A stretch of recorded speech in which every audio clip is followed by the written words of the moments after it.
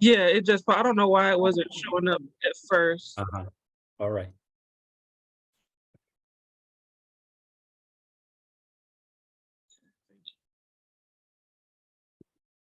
You want me, I can read off your screen, Angela? Okay. Yeah. Okay, well, I want to first welcome everybody to this event. It's titled Business and Culture with Dr. Michael Henderson, and our topic is going to be business anthropology. So a little bit about UAAO. We are the Unified Anthropology Association online at ASU. We're a diverse group of anthropology majors and enthusiasts who like sharing resources about anthropology in the School of Human Evolution and Social Change. We provide networking events as well as guest lectures and other more social events throughout the year. And we just like getting students excited about the field of anthropology. And we like to set each other up for success, either whether you're undergraduate or postgrad, and even other anthropology professionals that are further on in their careers. And anybody can join. You don't have to be an anthropology major. You just have to have an interest in anthropology, and you're welcome. We also have our QR code here on that other page, so you can find more information about any events or resources that we have for anybody. I'm Cheyenne Barron. I'm the president of UAAO. I also have with me Angela. Would you like to introduce yourself? Hi, I'm Angela, and I'm the Officer of Diversity and Outreach. And Jonathan isn't with us today, so yeah. Yeah, he's the Officer of Communication and Design. He's very helpful. He's just not here tonight. Then we also have our graduate president, Morgan Kemp. She is just finished her master's program and she's still going to be around with us for a while. Then we also have Jeffrey. He is off in England and Cambridge University for his PhD program. And Courtney, who is one of our alumni officers, and she works with the Department of Natural Resources, I believe. So yeah, we have a lot of good people that are always around to help. Okay, so that's for our introduction. Dr. Henderson, you want to start by introducing yourself? Thank you. Yes, Cheyenne. Pleased to be with you all, and thank you so much for the opportunity to spend some time with you. It sounds amazing what you're doing, so congratulations on running the association. It's always good to hear smart people sharing ideas and encouraging each other. So yeah, just delighted to hear what you're up to. So as you heard, I'm Michael Henderson. I practice corporate anthropology. And what that basically means is that I spend my life working with organizations, helping them understand the role and dynamics, the formation and functioning of culture within the organization. I was born in England many years ago, and spent my early childhood there, which was wonderful. And then due to my parents' work situation, we moved to Africa. So I grew up in Africa for a while during, was particularly in Southern Africa during the apartheid years. So got a real personal encounter with cross-cultural dynamics at their worst, and just saw how dramatic cultural political differences can be in people's lives. And that sort of made a lasting impression on me in my youth. And then we emigrated again to New Zealand, which is where I sort of did my formal education in anthropology at Auckland University. And once I graduated from there, I went back to Africa and to South America, working independently, actually, because I couldn't get any funding or any research grants to do any work. So I did a lot of independent research and studies with communities and cultures and tribes that I had a particular interest or fascination with. So it's very organic. But because I just graduated from university, I didn't have a lot of funding. And so ended up having to go to London in between a lot of these visits to various locations to earn money to go back to Africa or to go back to South America. And it was fascinating. I was working in sales in London, and was commission only. So basically was selling, and if you didn't sell anything, you didn't get paid. And if you did sell something, you did get paid. So incredibly demanding work, very, very competitive. So you're even competing with your own colleagues to get sales. So that was a real insight into the culture and thought processes that operate within high-performing, very competitive organizations. But what struck me was having this fortuitous opportunity to go between, say, rural African cultural experiences, or in Rio de Janeiro, working in some of the Havana sort of areas which were extreme poverty and crime rates, and having a look at how culture operated within those environments, and then going back to this so-called sophisticated organization in London. And bizarrely, the culture in the London organizations was almost more challenging, in some cases even more dangerous, and I don't say that lightly, than what I'd found elsewhere in the world. And so it was a real eye-opener to realize that organizations look sophisticated on the outside, but on the inside, they didn't really have a good grasp on culture and what the opportunity was of being together and sharing and collaborating and learning. So what that meant was I started to transition in my head around thinking about, instead of just building a career in cultural anthropology, I suddenly realized that the corporate anthropology opportunity was really new. It was very exciting. And I saw a massive need that organizations literally did not understand what culture is, what it does, what role it plays, how it forms, and how it functions. So was just toying with that idea. And then met my wife, who was ex-military and an elite martial artist, and also had spent some time in corporate as a strategist in the corporate world. So just while we were getting to know each other, she kept talking to me about some of the knowledge or the awareness I have as an anthropologist, that she said, wow, that's so interesting. That's exactly what the military do, but it's not what business does. So the more she sort of talked to me about her experience from both the military and the corporate world, between the two of us, the more we realized there was a real opportunity to set up a practice and go to market to help organizations learn about culture. So we did that 30 years ago and have been doing that ever since. I get to work, very fortunate, prior to COVID anyway, was working all around the world. So I've worked in Asia, in Indonesia, Hong Kong, China, worked with Japanese organizations, worked, as I mentioned, in Africa. I've done a little bit of work in the United States, particularly in California and the Midwest, particularly with agricultural organizations. Worked in London and in the Emirates, United Arab Emirates, and a little bit of work in France as well. So, sorry, and I should have said, I always forget these people because they're our next door neighbour, the Australians. So I regularly go to Australia because it's very close to New Zealand. So had the opportunity to travel a lot and work in different cultures and different economies. And that's always helpful, of course, as you will all know, because it stretches your awareness, it deepens your understanding, and it opens up the possibilities to learn from one culture and kind of maybe share or advise with another.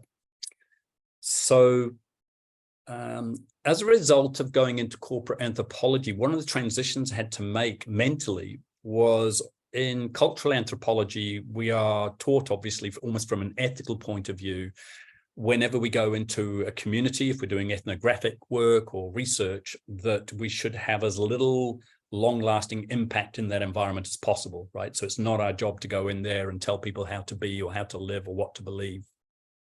And definitely not trying to change anything, so leave it untouched. And yet in corporate anthropology, corporates actually hire you for exactly the opposite reason. Right. So they actually bring you in because they want to change, or they have to change, or they need to change, or all their competitors have already changed and they're now trying to catch up. So you have to change even how you think about the anthropological skills and perspectives that you have, because you're actually being paid to bring those in to make deliberate change and even long-term change. So that takes quite a lot of adjusting, even at a comfort level, to get comfortable feeling like it's okay to speak your mind, to offer advice, make suggestions, and even to challenge some of the existing belief systems that are current or even habitual within the organizations that you're hired to work with. So a lot of my work was originally just around research. So going into organizations, sort of doing almost like an audit on the culture to help the organization understand what culture they had generated for themselves, either organically or deliberately. And then reporting back, writing a report back and presenting back to the organization on your findings about, what parts of the culture are working well for you, which parts are potentially working well now, but may not work well in the future, and which parts are potentially even limiting the opportunity for employees to feel safe and comfortable and optimized in how they can contribute to the business and serve customers. But as things progressed, the more I was doing that work, the more I realized just how, I'm going to use this word very deliberately, just how ignorant organizations were about culture. And I use that word ignorant very specifically because I sort of slow it down and call it the ignorant factor. Right. So ignorant didn't mean they're stupid or they're idiots or it literally meant they'd had the luxury of just ignoring culture because they didn't need to pay attention to it. It was almost like they still had an industrial revolution mindset where it was all about the systems and the process and the mechanisms. And as long as those were all working, they didn't care how human beings were experiencing it, unless it was customers. And then as things have progressed, and especially in more recent years with the Great Resignation, where we've seen all around the world, people have just had enough of working in terrible working conditions, leaving and setting up their own business at home or going and working for another organization, of course, anywhere in the world nowadays, because we're all virtual. So we had that. We've had this massive transition in social norms, which has been long overdue, with gender and diversity rights being brought to the forefront, as they should be. So what's happened is over the last, particularly the last 10 years of my work, I've very much moved into education. So if I kind of look at it from a revenue point of view, most of the revenue I've generated over the last decade has actually been me educating organizations what culture is, where it comes from, who leads it, how does it form, how does it change, why doesn't it change when you want it to. So spent a lot of time in that role as an educator. And so that has meant that I've learned, I have had to learn how to write books. So I'm an author. I've had to learn how to deliver keynote speeches at conferences. So now I'm a keynote speaker, and I'm actually an introvert. So that didn't come easily. That was terrifying. But now even did one yesterday at a conference, and I don't even think about it anymore. I've just got used to it. So doing that. And also become, I guess, the equivalent of an educator. So regularly running workshops for executives or people in culture or HR teams to help them get a better understanding of culture and what's involved with that. So that's basically how I spend my day, is looking at ways of enhancing organizations' ability to understand and think about culture so that they can work with their own culture and evolve their own culture to better suit the needs and times that we're all facing together. So I might just pause there because even I'm sick of hearing my own voice. No, it was good. I had a couple of questions. I'm gonna start with one. Are there any common issues or like themes that you see when you're going into these companies or these workplaces that you would say are like big issues? Yeah, Cheyenne, there's a really, really big one that's emerged relatively recently that the corporates refer to as a thing called BANI, B-A-N-I. And it's a mnemonic that stands for, B stands for brittle, which basically means that all their systems and processes and structures that they thought they designed really, really well to maximize performance can suddenly collapse overnight with almost no warning because it's out of sync with the ecosystem that they're operating in. So a good example in the United States of that would be the fairly recent Silicon Valley Bank, where the bank started to think about the role of cryptocurrency as an opportunity, not realizing that people that had their savings with the bank were terrified at the thought that their money might be tied up with crypto. And so everybody started to, on social media, this all happened on social media, started to panic about if the bank was heading in that direction, what would happen to their investments. And that triggered people withdrawing money rapidly. So what looked like a very stable bank, and Swiss Credit is another one, the Swiss bank, which kind of went through very uncertain structural times as well, very recently as well. So these institutions, these banks that you think of well-structured, well-governed, etc., suddenly become vulnerable. So that's B for BANI. That leads to A, the second letter in the BANI framework, which is anxiety. So suddenly board members, executive teams, employees, heck, even customers become really, really anxious about the future and stability and security of the organization. So you end up with a culture full of anxious people in a system, even a cultural system that's actually quite brittle, looks strong, but it actually isn't. And so that's made it very, very hard with the amount of change occurring for organizations to plan and predict, which is a big part of what organizations are always trying to do, is they have plans and strategies for, how they're going to perform over the next 12 months or the next 3 years. So the N in BANI stands for non-linear, which basically means things are no longer predictable. You cannot tell how something is going to turn out. And even disconnected aspects of being human on our planet suddenly can massively impact on your business, even though you've never joined the connection between those two. I mean, the obvious one is global warming that we're all dealing with at the moment, that you didn't necessarily factor that in as part of your strategic planning as an organization, but suddenly is impacting on supply or distribution because of weather patterns and floods and hurricanes. And I mean, Angela just talking about monsoon seasons just going like crazy at the moment in parts of Korea where they've got extensive flooding, etc. And we've had the same in New Zealand.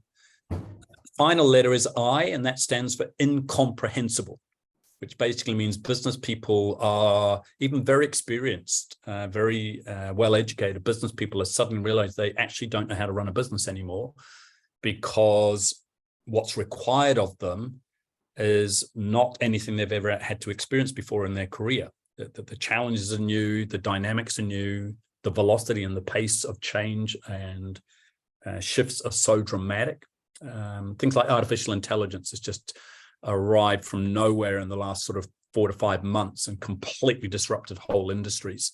So leaders are suddenly going, well, I don't know anything about artificial intelligence. So, what do I do now? So suddenly they're finding that they're in a situation that's incomprehensible. So that's the big theme at the moment, Cheyenne, that I'm being invited to talk a lot about and express ideas on how culture can help organizations navigate through this process that has been referred to as BANI. Okay, that was interesting because I wasn't really sure about like some of the ways that you were able to, work like help the groups. So like that's a good way that you explained it. Yeah, thank you. And it can be more pragmatic than that. So I was working with an organization earlier this year where they just had a very, very high staff turnover. And when people were leaving, they would interview them to find out why they were leaving. And over 70% of the people that were leaving were saying they did not enjoy the company culture. They didn't feel safe and welcome and felt like the company culture was something they want to spend their working day participating in. So that organization reached out to me and said, look, can you come and help us? We've obviously got something going on in our culture that's not working. And we don't know what that is specifically because people won't tell us, but can you come and help us identify that? So I was able to go and do that work. And of course, that's the anthropology element of emic and etic viewpoints, right? So you get the emic, the internal experience of being in that culture and it not working, but because they're in it, they can't see it. And so they need the etic, the external perspective to come in and actually help them identify what's happening and build pathways to resolve those issues. So I know you just you said the BANI like what that has, but is there a way, any particular methods that you use when you're trying to help the organizations, like learning about culture, like, or is there any way you can explain how you go about teaching this the people involved? Yeah, sure. We have a series of frameworks that we share. And we start off, before we even share the frameworks with clients, we explain to them the role of schematics. So schematic is, if for people just on the call now even, or people listening to this later, if I asked you as quickly as you possibly could to draw the most simplistic picture or diagram you could of the following word, right? So if I say the word cat, And you quickly, even if you're not good at drawing, you quickly draw an image of a cat. And I go, great, here's the second one, tree, right? And you quickly draw an image of a tree. And then I do a third one, apple. And you quickly draw an image of. So often what you find is those very simplistic fundamental images or diagrams or sketches of the cat, the tree, and the apple are what we call schematics. And cognitive anthropology has identified that certainly in cultural terms, when we belong to a culture, we think first in schematics, or at least we process first through a schematic before we start to attach vocabulary. So in other words, if I start to talk about the roots of a system, or it branched out, or it bore fruit, even though I haven't used the word tree, the brain's already realized that these are parts of that underlying schematic it's already familiar with, called a tree. And so it's got that kind of visual outline, or that it can mentally perceive and put those words of roots, branch, and fruit together. So a big part of what we do is actually help organizations identify and create a culture schematic, which is a way of them now getting all the different components and vocabulary that they use to describe their culture, like their company purpose, or their mission statement, or their organizational values, or their various cultural capabilities, but actually put it on a framework so that everybody literally feels like they're attaching it to the same understanding, the same current belief system. So that's kind of how we start. And then we just introduce various other schematics to help them learn how to work with culture. So one of the most fundamental ones we call the 4 A's framework, which is just a circle divided into 4 parts. It starts with what we call awareness. I'm saying if you're going to be successful in changing organizational culture, you need to be aware of what culture is in the first place. And we found, I was involved with some massive piece of research back in 2018. We found 92% of organizations don't actually understand what culture is. They think they do, and they act like they do, but they actually don't have a good grounding, a good comprehensive understanding of it. So having awareness of even what culture is and how it forms is a really good start. Then we move from awareness into what we call appreciate, which is now you understand a little bit more about culture. Can you appreciate what culture you've got, or what aspects of your culture you think are useful and that you like and you want to maintain, and which bits do you want to adjust or transform? Third phase is what action would we need to take to adjust our culture? Is it dialogue? Is it planning? Is it collaboration? Is it redesign? What is it that we would need to do? And the fourth aspect is what are we hoping to achieve and who are we hoping to become out of transforming and adjusting our culture? So those 4 phases are one of the things we teach them, Cheyenne. And we talk about that as a cycle. So you don't just do it once, you keep going. So even when you've achieved, you go back to awareness and reflect and learn on what would we do differently? How could we improve it next time? What else could we do now that we've got to this point? And we coined a phrase, we introduced a phrase called culturing, because I found a lot of organizations talked about culture like it was a noun. So I'll give you an example. I went to visit a client many, many years ago and had been asked by the board of directors to go and visit the CEO, or you probably call them the president in the United States of the organization. So I arrived at their offices, and the president came storming out of her office, and she was not happy to see me. She was really annoyed that I'd been invited to come and meet. She sort of stormed over to me. She said, "Are you the anthropologist?" I went, "Yes, ma'am, I am."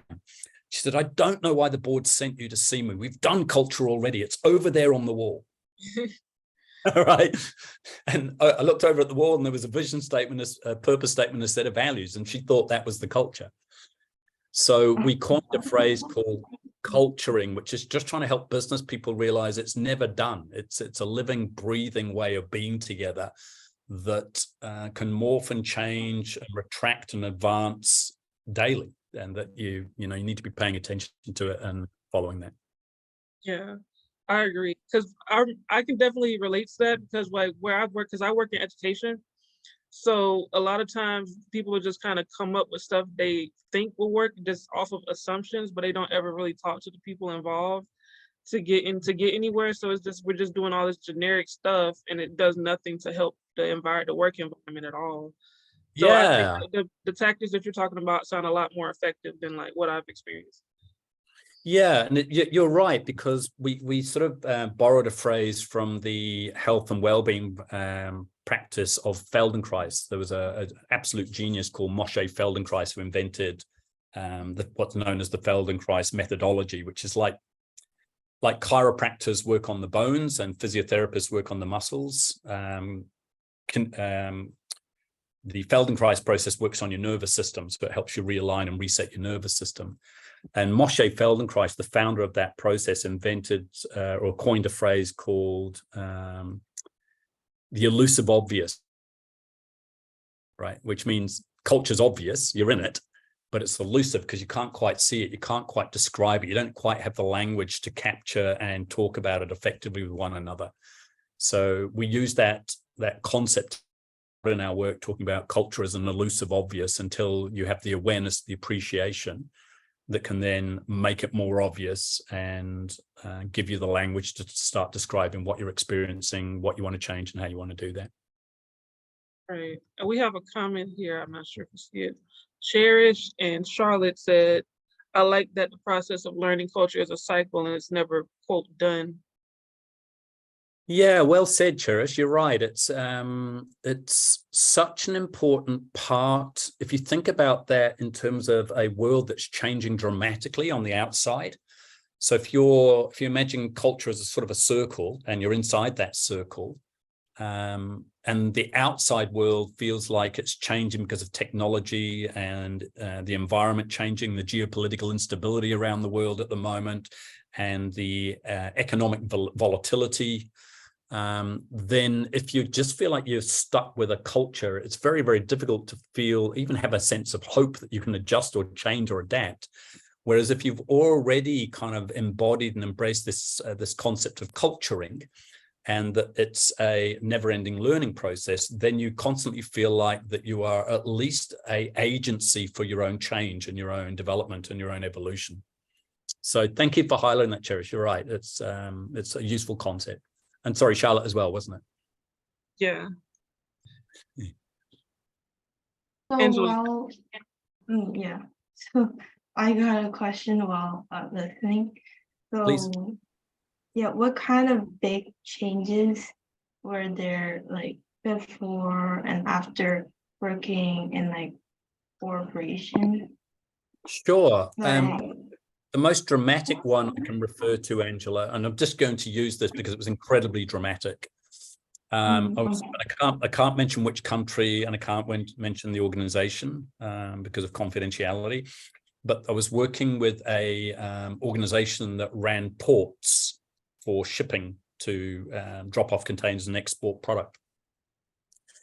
And in this particular port environment, the culture was incredibly toxic and dangerous to the extent that people would go missing at work, like disappeared.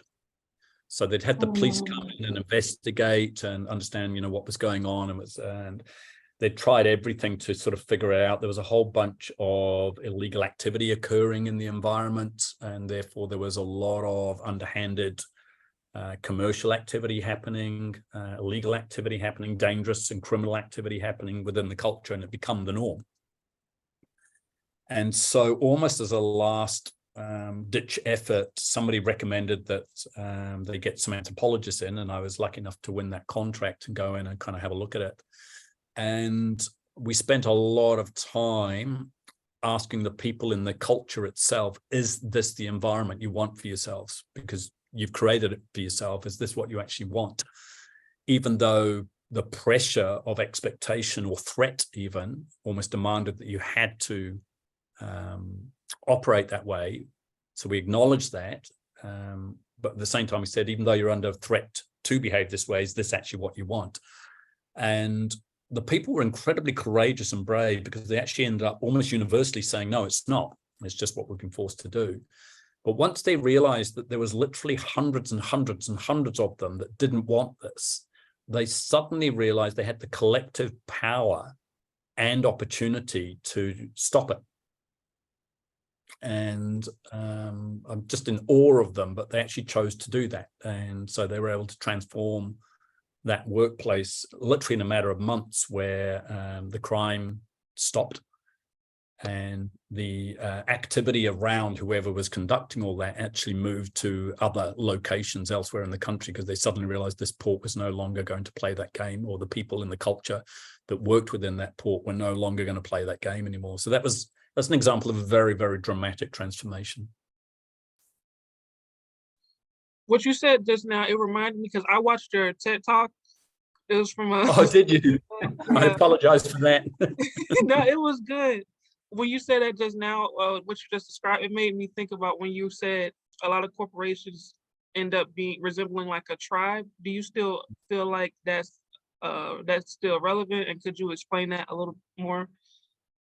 Yeah, it's a useful metaphor to explain organizations as a tribe, just to help business people realize the ever-present reality of a culture actually existing, because there's still business leaders even to this day that don't believe in culture. They don't think it exists. They think we've just got our business systems and processes, and we have employees that deliver those, and they don't realize the employees have created a culture that's not necessarily even owned by the business.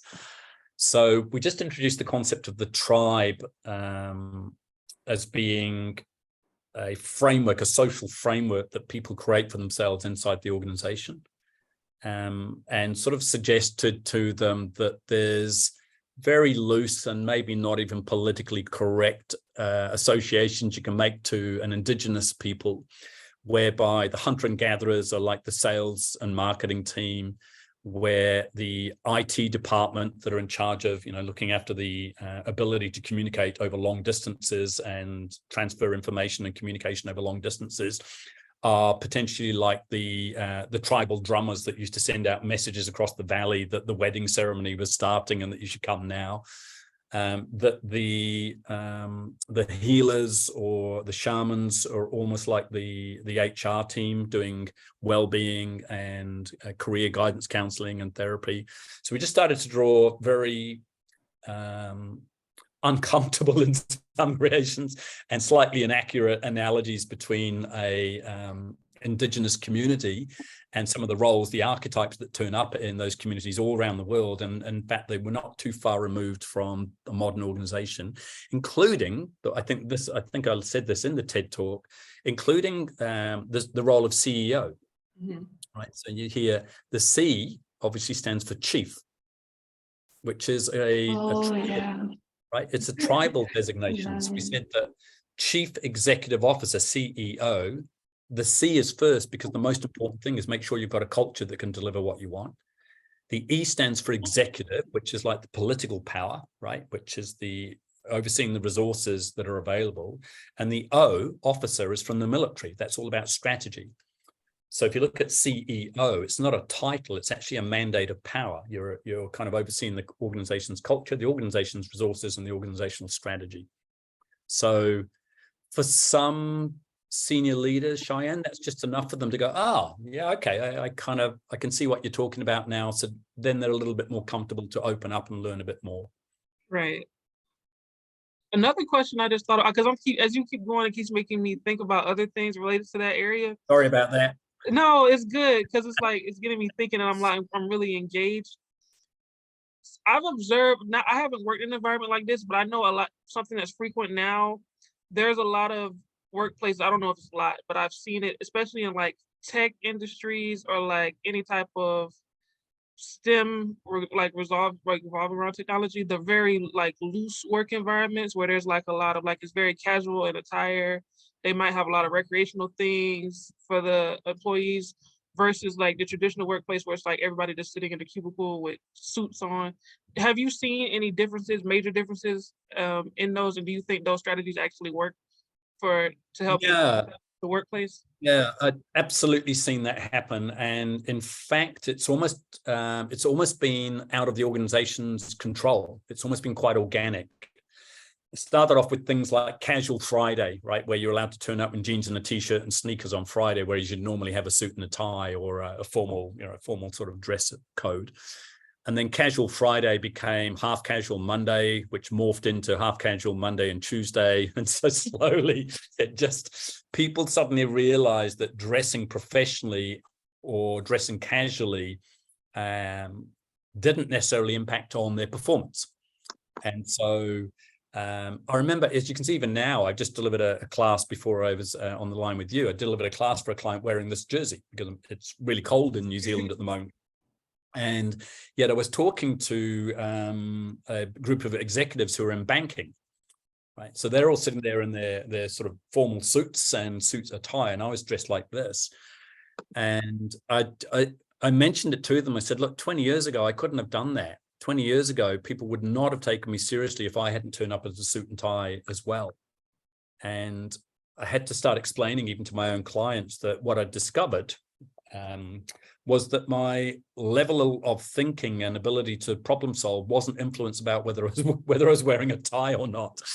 And so, yeah, I think as part of what was termed or coined the Great Resignation, when we had literally tens of thousands of people resigning over the COVID years, just because they saw it as the opportunity to pause, stop, rethink how they wanted to work and the cultures they want to be part of in the workplace.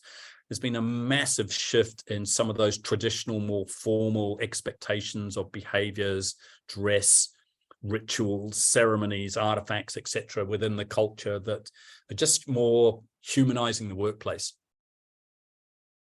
Yeah, I agree. Because I've seen it even when like in schools, like at the schools that have uniforms are like kind of worse than the schools that have the kids just wearing pretty much whatever they want. So I really feel like that's a very superficial thing that a lot of, and mostly probably the older generation that aren't as educated about it, they still hold on to that. But it seems just very symbolic to me, and then, it doesn't really help anything. Yeah, I agree. I think the more we can just ask people what enables them to be at their best, right? And if it's wearing jeans and sneakers, then we say, we'll do that. Or if they say, well, actually, I feel at my best when I dress in a formal suit, so we'll do that.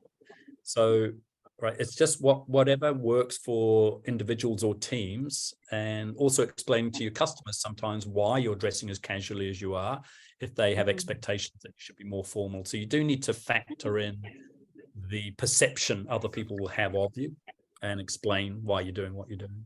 Right. Yeah, is there an example that you would like to share, like that really increase the company's like performance? Yeah. Yeah, I was working with, I can't mention the name, but if you just imagine one of the world's, if not the world's largest soft drink provider, I'm not allowed to say their name, but I'm sure you've just realized who we're referring to.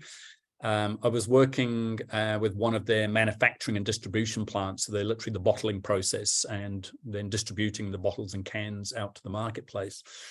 And the manufacturing environment works 24/7.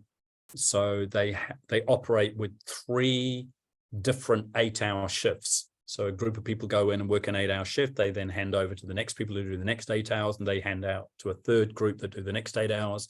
And then the original shift of people having gone home and slept and eaten and lived life come back and take over again. So it's just going constantly 24/7. So we did some work with them. We were brought in because they found that those 3 shift groups, those 3 8-hour time blocks, actually developed quite different cultures, even though they were doing the same job for the same pay rate in the same environment with the same resources and tools and the same location and time restrictions. Different cultures emerged. And the transfer of knowledge and information between one shift and another became problematic because one culture would explain what had happened and what needed to be paid attention and got interpreted differently by the second culture, and then interpreted yet again differently by the third culture. So by the time they'd had 3 shifts, what had started off as a relatively small problem could have become a huge issue. Yeah, it became like distorted. Yeah, yeah, you got it. Yeah, you got it. So beginning, middle, and end, right? So it started off as a small issue in the middle, but by the end, it was a big issue. So we helped the cultures learn how to maintain their own authenticity and still maintain the dynamic of being a unique culture, because we wanted to maintain that. But we taught them to be more respectful and understand how to communicate to the second culture they were handing over to. Just using really simple understanding of belief systems, how beliefs drive behaviors, how behaviors form identities. It's a really basic anthropology understanding, we just helped them understand that. And within 12 months, the organization had saved $30 million in costs. Wow. That's So a that, lot. That's, yeah, which is, if you look at that, you know, from a commercial point of view, that's really interesting. Yeah. And yet, for the previous 4 or 5 years, the company had just been trying to work on processes and systems to address the issue, not realizing it wasn't a process and system issue, it was a cultural issue. So it's like all on communication, but like, so what specific like things that you do like in between the groups? We ran education systems where, and we had to keep them quite short. So there were little 30-minute briefing sessions where we came in and explained to them almost the architecture of a culture. So I haven't got time to go through it with you here, but we have a I'll give you the simple version. We have a very, very simple framework, which even a lot of anthropologists criticize me for. But they tend to be cultural anthropologists that are criticizing me that have never worked in corporate anthropology. So they're going to go, that's inappropriate, and you're oversimplifying the human process. And I kind of go, I know, but it's in business, so you don't understand, right? If it's not simple in business, it doesn't work. Right? Everybody can't access it. So I get criticized a little bit for kind of what did somebody call me the other week? Someone said my anthropology dumbs down anthropology. So, which I actually took just quietly, I took as a compliment, but they meant it as a criticism. So one of the things I do is I have a framework, and this is back to that schematic idea I mentioned earlier, Cheyenne, when you were asking about how do you transfer knowledge. But basically explain culture is, well, the very word itself, let's start with that. Explain where the word culture comes from, which is from the Latin word colere, which means, so the word culture comes from the same root words as that we use for agriculture, horticulture, viticulture, permaculture. So colere, which is the Latin word for that, means to care. So agriculture means to care for the land. Horticulture means to care for the crop. Permaculture means to care for the longevity, right? So just by starting with that, we say culture means care, right? So it's not this abstract academic anthropological kind of thing you've got to go and study at uni for 5 years. You're already doing it every day. Right? So right now, as you participate in this dialogue we're having here, there'll be certain things that you care about and there's certain things you don't care about. So I think Diona, I've just noticed, put a comment in, intercultural communication is one of the most useful skills people can learn. I completely agree with you, Diona. And so we can see from just that comment alone what Diona's done by expressing that for us, right? We've identified that Diona cares about this and sees it as important. And so she should, right? That's really awesome that that's happened. But that belief that intercultural communication is important led to a behavior where Diona actually typed in and shared, right, her thought from her head, made it vocal for us. And what that does, so that if you look at that, that's believe, drove, behave, right? So she believed that, so she typed that, behaved that, and that enabled us to become aware of the importance of intercultural communication, agree with it or disagree with it. So we can become agreeing or become adversaries, right? So I explain culture in these simple terms as it's a group of people that have come together around something they care about in common. They develop beliefs about that care that drives their behaviors, and that those behaviors, if they become habitual behaviors, they're repeated over and over and over again, which in business they do, then you actually become the embodiment of the beliefs that you said you started with. So we talk about the architecture of culture as believe, behave, become, all around this underlying construct of care. So Angela, that was one of the frameworks we shared in that manufacturing environment to help people understand that what you care about is different from what the next shift of workers care about, and therefore you need to make sure that you translate that effectively and don't assume that what you care about is going to be the same as what they care about. Yeah, I think you explained it like really easily so that like business people can really understand it, since they, like, to them it's like really a thing that is distant from them. So yeah, I think, yeah, that's a great explanation. Thank you. And I've had to work very hard at that. If any of you are kind of interested in moving or taking your anthropological skill sets or perspectives into a working business environment, this is something you need to learn to do. Is I learned very early on that bringing a lot of anthropological vocabulary and dialogue and terminology and jargon doesn't work, right? So you have to understand the concept you're trying to explain, but find a way of explaining that is more accessible, right? So things like we talked earlier about emic and etic, right? So we all know what we're talking about, but if I go into a business, they don't have a clue what that means, right? So I have to say, like a totally different language. Yeah, so I have to explain it to them as your internal perspective, right? Which is the emic, and my external perspective, which is the etic. But I never ever, like, if you went and interviewed any of my clients and asked them how many times have you heard me talk about emic and etic, they wouldn't have a clue what you were talking about because I never use that language. Yeah. But the concepts are valuable. So after like making this transition into business, how did it change you as a person? Yeah, it did. Because as an individual, I'm not that interested in business. In fact, if anything, I was quite critical of business and the damage it does to people and the greed and all the cliche things you would learn about business. And so I was kind of sitting in my etic worldview, right, of organization, thinking they're all crooks and they're all, just ripping everybody off and they're just out to make a profit and damaging the planet. And then when you get inside the organizations, you suddenly realize they're full of really dedicated, passionate, intelligent, well-meaning, well-caring human beings on the whole, like the vast majority of them, without question.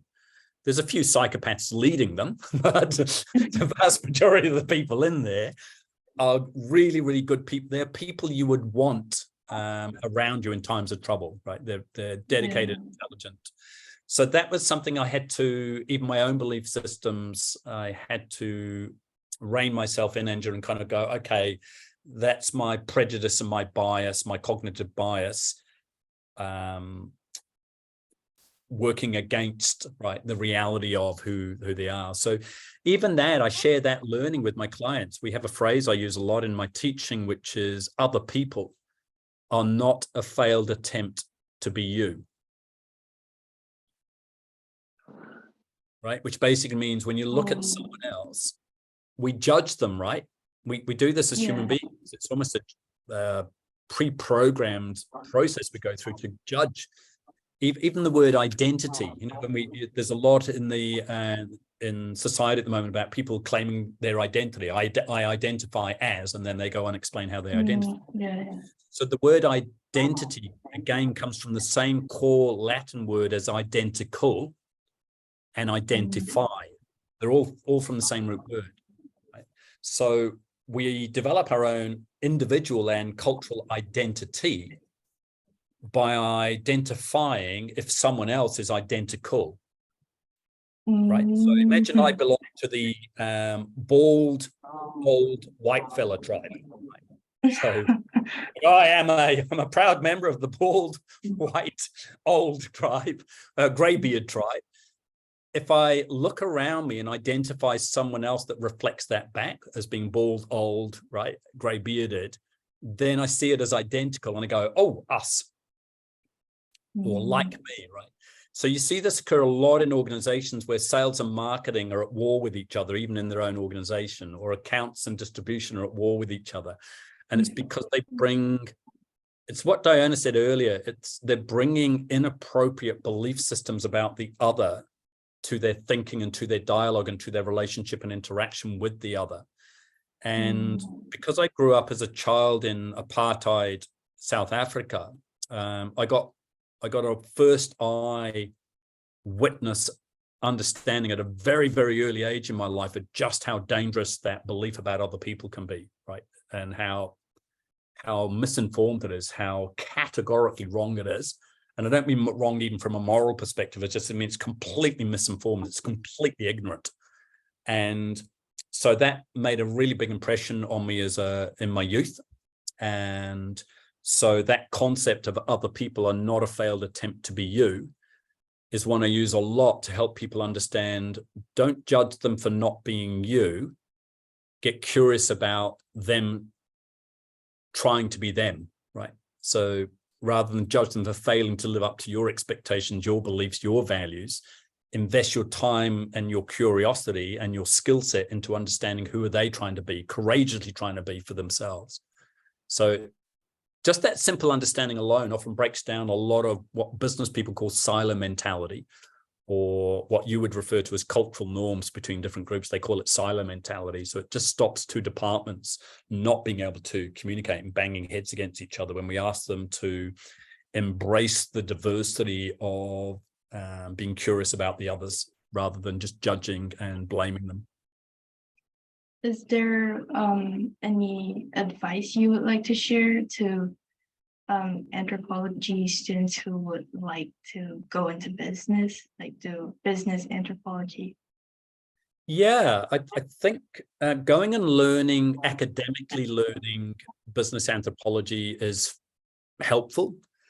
But to be honest, most of my learning hasn't come from theory and academia. In fact, most of what I've learned about corporate anthropology hasn't come out of my academic study at all. I've actually dropped probably 80% of that I never use.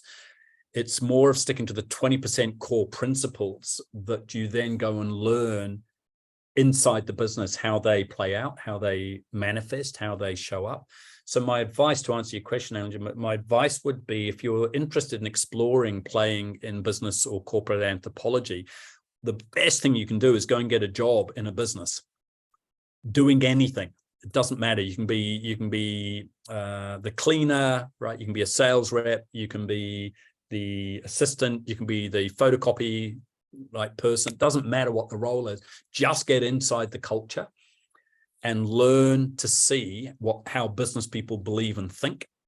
So one of the first things you'll discover is that their dominant way of thinking is binary.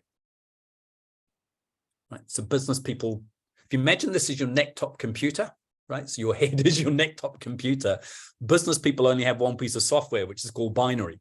So everything's black and white, right or wrong, profitable or unprofitable, doable or not doable, on time or late. Everything's right in binary, which is a really weird way of thinking when the whole world isn't binary, right? But Yeah. they organize, fund, structure, and run the whole business through binary thinking. So just going and getting a job inside a business and learning how real that is and how habitual it is incredibly insightful, because it means straight away you can start to see how anthropology can help people understand beyond that and communicate beyond that. Yeah, definitely. Because anthropology, we do not think black and white at all. It's No. always something else. Always, So, yeah. That's definitely interesting. And I'm still stuck on your quote, because that was really deep, what you said about other people are not a failed attempt to be you. Like, that's a great way to try to switch your mindset to not always think from your own perspective. Well, it's funny you should say that, Cheyenne. One of the things obviously anthropology's got a lot of wisdom in it. And to access the wisdom, again, I had to escape anthropological thinking. So most of my personal study time, I don't know if you can see behind me, I've got my library behind me. 75% of that library behind me is metaphysics and mysticism, or human consciousness. The 25%, the balance is business books and corporate anthropology books. So 3/4 of what I spend my time studying is actually human consciousness. And once you start to learn about that, what that does is help you get real clarity on some concepts and how to language those concepts, so that the one I shared with, that other people are not a failed attempt, is a result of spending time thinking about the role of consciousness for humanity and in organizations. So another example is, I have to explain to leaders, for business leaders, I have a very weird interpretation, or they think it's a weird interpretation of leadership. And I have to share it with them at the beginning of my work, because otherwise I'm leading them down a undeclared, right, hidden agenda. So I had to say to them, look, for me, leadership is only required in the absence of awareness. So what that means is you only need a leader if the people you're leading are lacking awareness in some aspect of what we're here to do or how we're here to do it. But if they're aware of how to behave, how to conduct themselves, how the process works, how the systems works, how we want to turn up for customers, how we are here to contribute to community and society, and also shareholder return, or whatever it happens to be.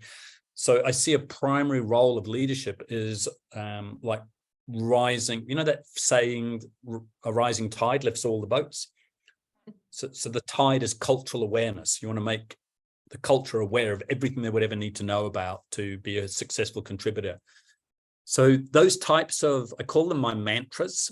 They're little sayings I have that are really effective teaching tools. So that I've had people like the one you referred to, Shane. I've had people kind of bump into me at an airport and come up and go, "Are you Michael Henderson?" I go, "Yeah." And they said, "Oh, I remember you spoke at a conference 10 years ago and you said," right?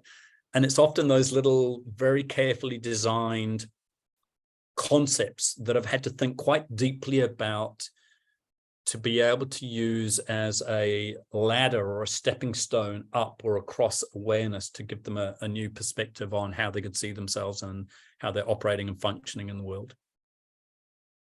So I think the older I get, the more my anthropology is becoming mysticism. I think it's sort of, it's kind of moving more and more and more into the deeper aspects of being human, I think. Right. So we don't want to keep you on too long, even though we know there's a lot more we can learn from you. So is there any way, you said you had books, which I didn't know. Can you tell us where we can find your books and how people can contact you and everything like that? Yeah, to be honest, I'm not a big fan of my own books. I don't, which is, my publisher will hate me saying that. They're so specific. But I'll mention one that I think you can still get on Google. It's called Above the Line. It's a red and yellow cover. So that's probably the most useful one to refer to what we're talking. I would just suggest if anybody wants to stay in touch and learn more, I'm fairly active on LinkedIn in terms of articles, and I've just promoted, even now at the moment, promoting a free webinar I'm running next week. So if anybody wants to link in, Michael Henderson, corporate anthropologist on LinkedIn, or that's a good way of just staying up to date with kind of thinking or activity or suggestions. I often post articles or recommend readings and things on that. It's probably the best way to do it. And the other thing you can do is to go to my website, which is michaelhenderson.com. And there's a bunch of videos and articles and things on there that people can access for free as well if they're interested. Okay. Well, does anybody else have any questions? Or Dr. Henderson, do you have any closing words if anybody doesn't have any more questions? I was just going to say I'm open to answering anybody's questions if I can be of any service or help to anybody. Happy to stay online a couple more minutes and answer some questions.